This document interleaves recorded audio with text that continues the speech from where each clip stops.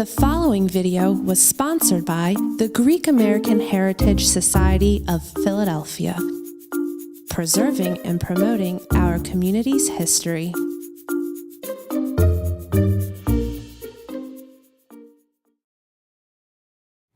He is a World War II veteran, a publisher, a past president of St. Demetrios, an archon. There are so many aspects of his life. His name is Emmanuel Leventelis, and he's our guest today on Cosmos Philly. Emmanuel, Manny, as you're known to the community, welcome to Cosmos Philly. Thank you very much. Manny, first let's talk about your life as a kid. I know the World War II aspect and the VFW is a big part of who you are in the community, but let's talk about you growing up in Philadelphia. Tell us a little bit about your early life. My early life, actually, I was born in Philadelphia, but at a very early age, my father and family moved down to Atlantic City, New Jersey. And basically, my initial life, I grew up in Atlantic City. In fact, I remember going to the first grade and kindergarten in Atlantic City. So I remember going to kindergarten without knowing a word of English because all we spoke at home was in Greek and not a word of English. But somehow I survived kindergarten and I learned English in one heck of a hurry. What was your family background, your Greek background? Where were they from? My family background, my father as a young man lived in Mecracia, in Greek part of Turkey. And at that time, the Sultans were taking some of the young men into the army to fight for the Sultans with the Turks. And they were putting them on the front line, and they were the ones that were getting killed. My grandmother and grandfather knew that this is what was going to be happening. So what they did is they sent my father out of the country and got him over to go to Greece. And in Greece, he worked at menial positions at the age of 14 years old. And he managed to accumulate enough funds after 3 years of being in Greece. He then left Greece and came to the United States. Do you happen to know the name of the town or village your father was from in Micronesia? Yes. The town that my father was from is called Ayvali. And now I think in Turkey it's called Ayvalik. And my mother, he went back in 1925 when the uprising, 1926, when the uprising was in 1925, and they threw the Greeks out. My mother managed to escape. My grandfather, great-grandfather, was a priest. And the Turks were marauding anybody that were Christians. They were killing and doing bad things. And my grandmother managed to get out on a boat and went to Mytilene. And from Mytilene, she went up to Greece and was in a village called New Philadelphia in Greece.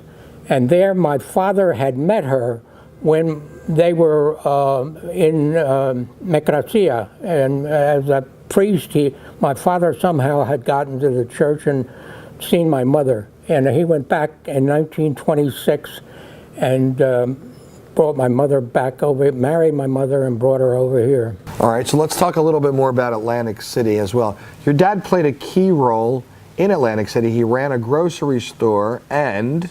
He was actually on the parish council of St. Nicholas. They had a group that got together and said, didn't have a church at the time. They were meeting, what Greeks were in Atlantic City would be meeting in a house. And they decided, hey, we want to see what we can do about a church. And my father and the group somehow, even during the Depression, managed to scrape up enough money to buy the lot that St. Nicholas is on now. And then they decided, little by little, to build the church. Once the church was built, my father was still active at the time, In fact, as a youngster, I served as an altar boy at St. Nicholas down in Atlantic City. All right, so tell us now about, let's move forward. You came back to Philadelphia and you became part of the greatest community ever as far as we're concerned, as a joke. But tell us about your life back here where you came in, I guess, West Philadelphia, Upper Darby area. When the war was, when Hitler was overrunning all the countries in Europe and what have you, my father thought, it's not for me. I've got to do something else. We weren't making that much money in the grocery business. And my father managed to get a job as a, he was always a handyman, and he managed to get a job on one of the shipyards down here when they were building boats to send to England with freight and what have you for their war. And so I came back here, and initially I had gone to school in Atlantic City. When I arrived here, I was ready to go to West Philadelphia High School. And I ended up at West Philadelphia High School, and I graduated from there in 1945.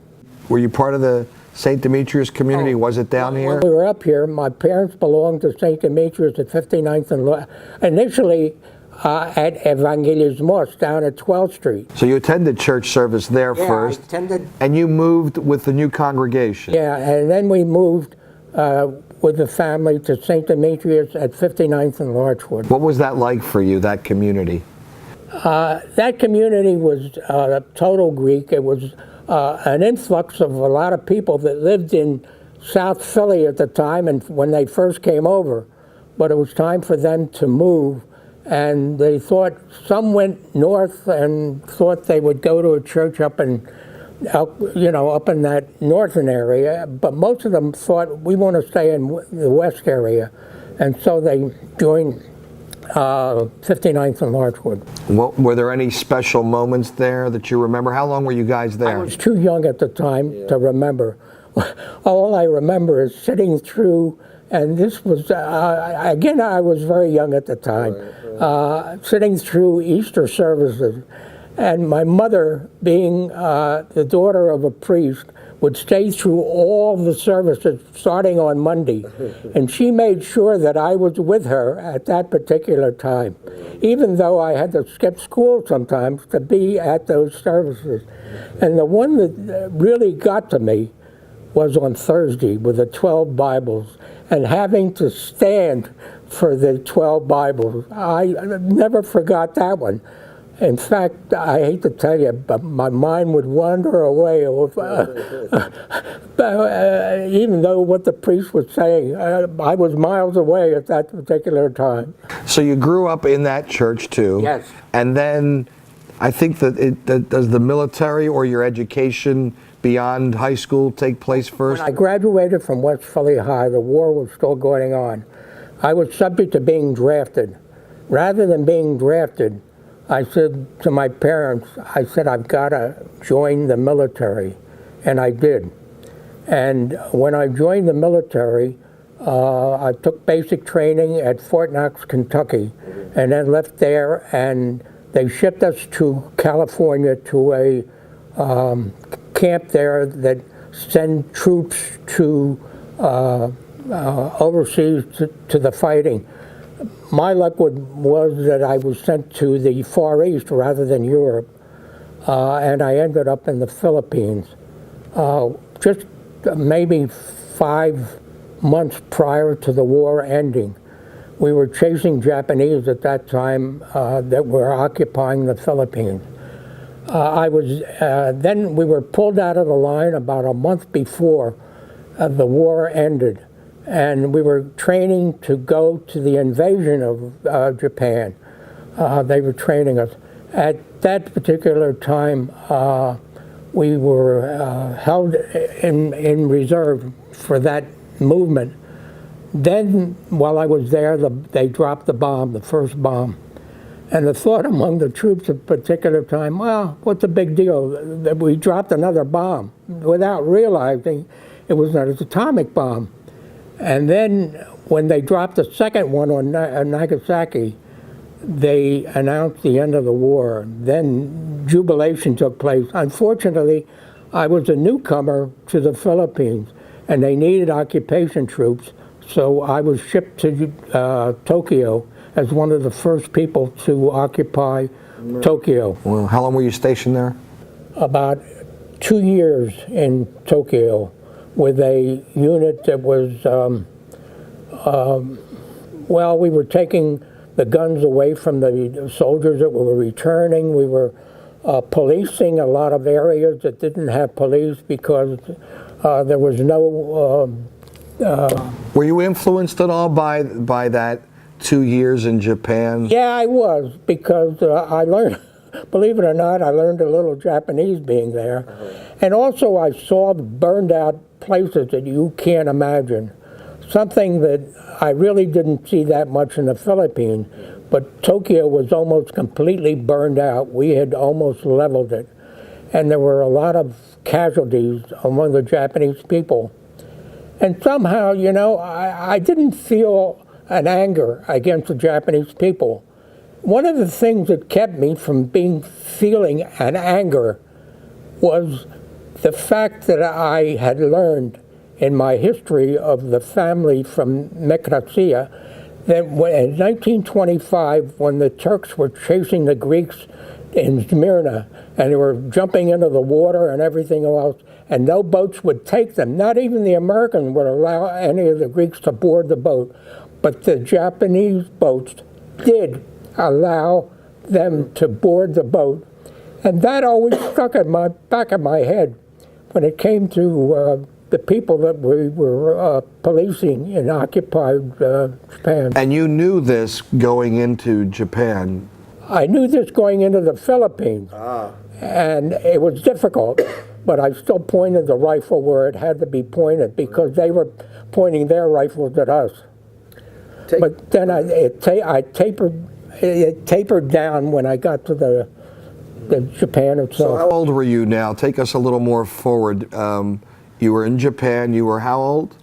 I was 18, 19. 19, just a young man, barely out of high school, essentially. Exactly. What, did you come home at 19, 20 years old, and then? I came home 2 years later at 20, I guess I was 22 when I came home. What did you do? I came home with the thought that I had to go to school. My mother always said, education, you've got to learn education. She always believed in education. And she said, you've got to go on. And I applied to, believe it or not, I applied to Temple University as a possible journalist.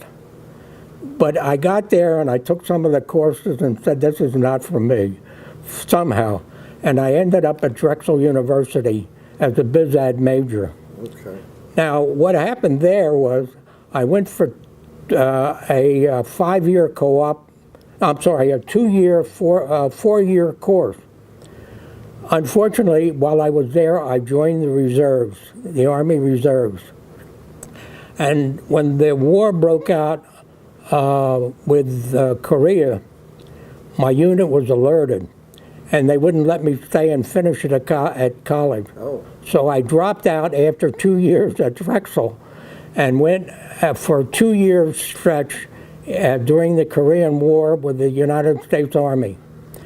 After I was discharged and came back, I felt I had to finish school, and I did. I went back to Drexel and finished my education at Drexel and got my business administration doctorate, not doctorate, but business administration degree. So you've got some history now, you've traveled the world, you've got an education, you're a veteran of 2 wars essentially. Where was life going to take you next? You were still part of this Greek community. Now the Greek community was getting ready to evolve and change a little bit more.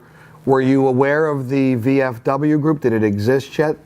No, what happened was at Drexel, while I was there, I got involved with a group of Greeks that went to Drexel, went to Penn, and went to Temple and others of Greek students that were going to college. And I was involved with that group. When I graduated, I just came back and got a position. I got a job with a company that was hiring at the time. I worked for a couple of years with them, and then I met my wife, Becky, at, believe it or not, a Goya dance not at St. Demetrios, unfortunately. It was at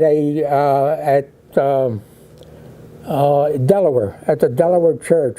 So there was a Goya dance with in the 50s. a couple of friends of mine that we were together from Drexel that had graduated, and we said, let's go to the Goya dance. So we went down there, and my wife was dancing down there with her sisters, and I met her there, and we didn't quite get together. A little later, I decided to go to with those friends of mine. We said, let's go to Wildwood. We never know what's going on down there. And when we got down there, we got on the beach, and who was sitting in some chairs near us was my wife and a couple of her girlfriends. Okay, so tell me again, the two of you knew each other. We knew each other. We had met each other at the Goya dance, and we danced together at that time. And then when we saw each other at the beach, I thought, we want to go someplace and get a bite to eat and everything else. So I turned to her and I said, would you like to go out? We get a bite to eat and everything else. And to my surprise, she said yes. So we went out together a few times, and her father owned a boarding house in Wildwood at the time, so she would be down there quite a bit. And they also had a home place in Salem, New Jersey.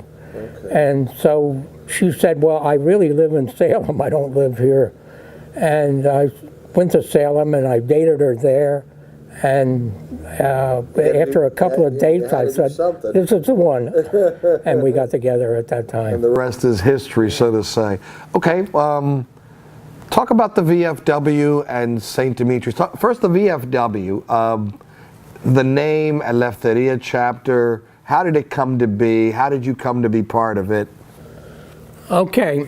During my presidency at St. Demetrios, when I was president, the VFW would meet here every Monday evening, and I would see them when they come. But, you know, I didn't feel I would join. These were guys that had seen combat, and heavy combat and everything else. I had seen some, but I thought, well, I had too much to do as president of St. Demetrios to join any other organization. Then, about 5-6 years later, a fellow that was very active at Eleftheria post here at St. Demetrios was a fellow by the name of Bob Tomasio, who was a barber. Yeah, I used to cut my hair as a kid. I knew Bob, yeah, okay. And he was very active with the Eleftheria post. And he said, hey, you served. You went overseas in the Philippines and what have you. Why don't you join us?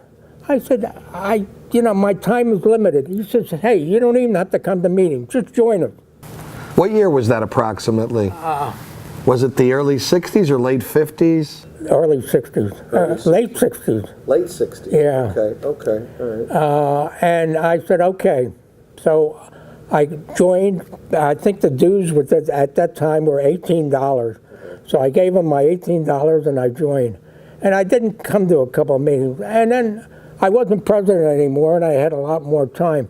And I thought, let me go to a meeting and what have you. When I went to the meeting, these guys welcomed me that I didn't believe. They were all a great bunch of guys. And it wasn't a clique, it was a bunch of guys getting together.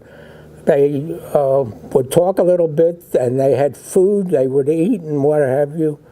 And I shouldn't say this, but a card game would come into view at sometimes.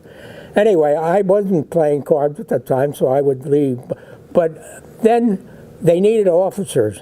And Bob said to me, hey, run for an office. I said, what? I've just joined. What do you want me to run?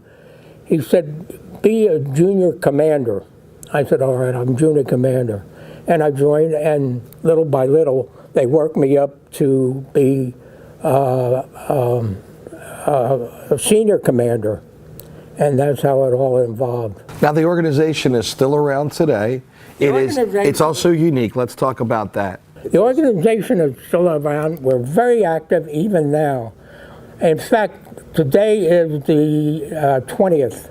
We had a meeting yesterday, and we now meet at both churches. Sometimes it's St. Demetrios, sometimes it's St. Luke, because a lot of our members now belong to areas of St. Luke, and they want to meet there once in a while. We had a meeting yesterday, the 20th, and we voted to give 4 $1,000 scholarships to families of members of the Leventelis post. They were past or present. We had sent out applications who wanted them, and these were returned. And out of 5 applications returned, we looked them over, and one was not in order the way we needed. So the 4 were, and we voted to give them 4 $1,000 scholarships. Wow. Well, tell us a little bit about this book here that you have in front of us. The book was Leventelis. During the years, as I said, when we had meetings, guys would talk about what they did. One in particular I remember was Pete Bandy. And Pete Bandy was in the World War II Air Force and flew on B-17s bombing Germany. And once in a while he would talk about it and tell us what they did and take off time and all the flak around them and how they made it through and everything else. And then another guy was Angelo Stoulis, who served on a ship during the Okinawa invasion during World War II. And they were being bombed by the kamikaze, the Japanese airplanes, and in fact, one hit his ship, and they were doing. And these were the stories they were saying among themselves. And I thought, hey, these stories are important, and I think we should somehow save them and talk about in a way of the could. So I suggested we try to assemble the stories. Unfortunately, it was late in time. It wasn't during the early part of the thing, and a lot of guys had passed away. So we had to go back and research their histories from the families that knew what their histories were. What is the name of the book? The name of the book is Honor and Remembrance. How many people are included in this book? I think there's a total of Approximately 75. 75 Yeah, stories. that we could find the history of. Right. A lot of the families did not know the history of their people that served. They wouldn't talk to their families about what they did during the war. But as we produced, we managed to get letters that they had sent to the families and what have you. And little by little, we kept finding this. Finally, after 4 years of looking for information, we decided to go ahead and print. So if somebody wants a copy of this book, how do they find it? Is it available online, or do they need to look for you? Primarily available through any of the members, current members of Leventelis Post, and they can contact us, or they can contact me, or George Robus, who is a very active quartermaster. The only Greek-American VFW post in North America, and Leventelis VFW post 6633 out of Upper Darby. A great history of 73 men who served America during World War I. Was it World War I or World War II? Korea, Vietnam, those specific wars. And today, what does the chapter do? It still meets. It holds a couple of functions. It gives away some scholarship money. Yeah, we meet every Monday at 12 noon, and we have a little bit of a luncheon for us, and we discuss the business that we have to do and what's going on. These times of day we discuss, there are functions that are going on at St. Demetrios, for instance, an affair going on.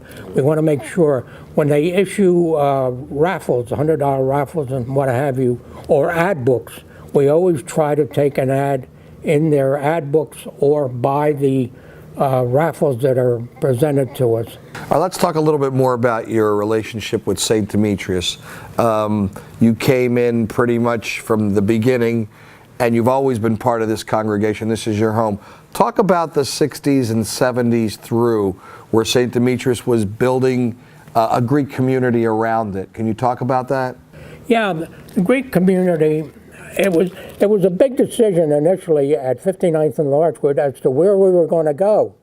West Philadelphia at the time, we weren't sure we wanted to go that close because of what was happening in Philadelphia at the time.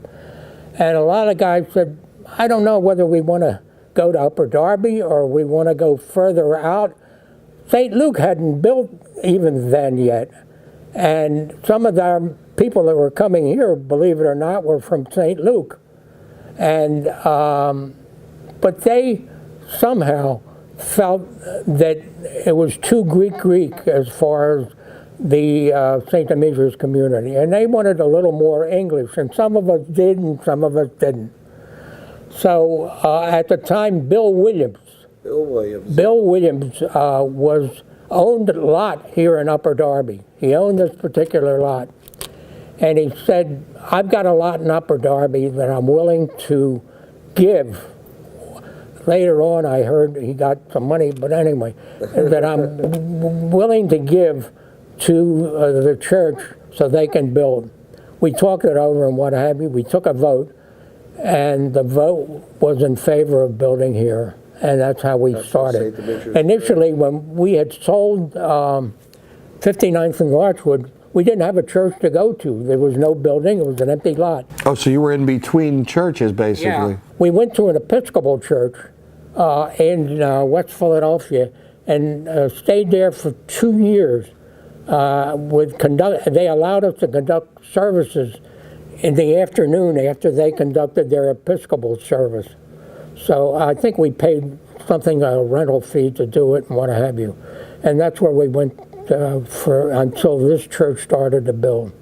How has this church shaped your life? How has it made you who you are today? I guess the fact that I'm Greek has lasted in my life because of the church and what happened. My mother always made sure that I came to this church no matter what, even as a small boy when we moved here. So I left here to go to war, and I came back here after the war. So it really shaped me. It helped me in my older life, I think, in my values. If there's something special about this church that stands out, what is it? What is St. Demetrios to you? What does it mean to the outside world? Well, St. Demetrios, believe it or not, is staying in West Philadelphia. The neighborhood has changed, but people still attend his church. I live in Broomall, and normally, being in Broomall, they say, hey, you should belong to St. Luke, but I don't feel that way. And a lot of the other people feel the same way, because I know a lot of people from my area still come to St. Demetrios because of the fact that Greek is spoken here and English now. So we have the best of both worlds in this particular parish. Best of both worlds. That's how I'd like to remember this parish myself. Manny Leventelis, thank you for speaking with us today and giving us an insightful view on your life and the history of this community. Thank you. And thank you for the service to our country. Thank you very much to the public. And please keep the faith at St. Demetrios. It needs it, and it helps your life. For more information about sponsoring or viewing the interview series, visit the Greek American Heritage Society of Philadelphia online at gahsp.org.